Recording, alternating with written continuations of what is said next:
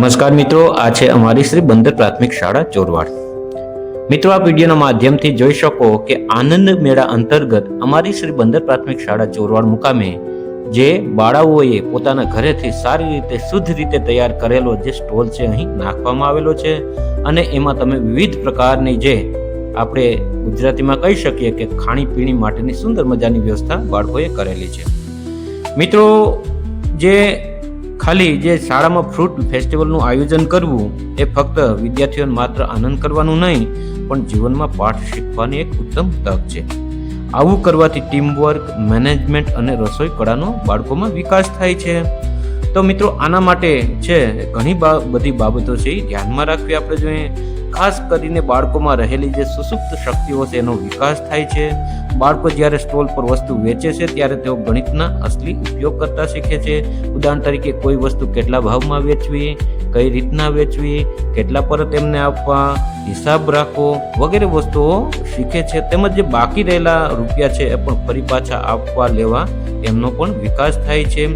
નફો નુકસાન, સામાન ખરીદવાનો ખર્ચ અને વેચાણ પછી મળેલી રકમ વચ્ચેનો તફાવત પોતે સમજી શકે છે।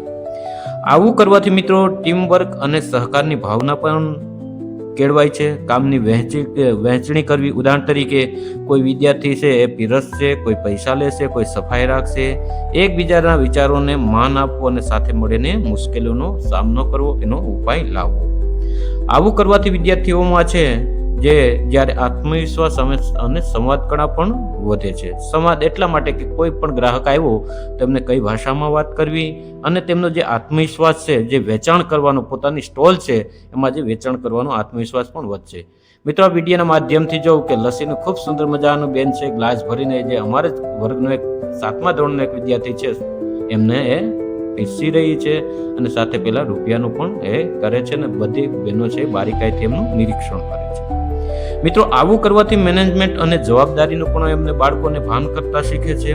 સ્ટોલ કેવી રીતે સજાવવો, વસ્તુઓ ખૂટી જાય તો શું કરવું અને ભીડને કેવી રીતે નિયંત્રિત કરવી, કેવી રીતે સંભાળવી અને તેવું શીખવાડવામાં જે લીડરશિપ છે એમના ગુણોનો પણ વિકાસ થાય છે।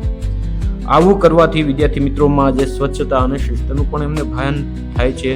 ઉદાહરણ તરીકે આ વિડીયોના માધ્યમથી જોઉં કે ઘણી બધી બહેનો છે પોતાના હાથમાં જે રસોઈ જે ઉદાહરણ તરીકે ભેળ બનાવે છે કે આવી કોઈ પણ પ્રવૃત્તિ કરે ત્યારે હાથમાં છે ગ્લવ્સ પહેરેલા આપણે દેખાય છે।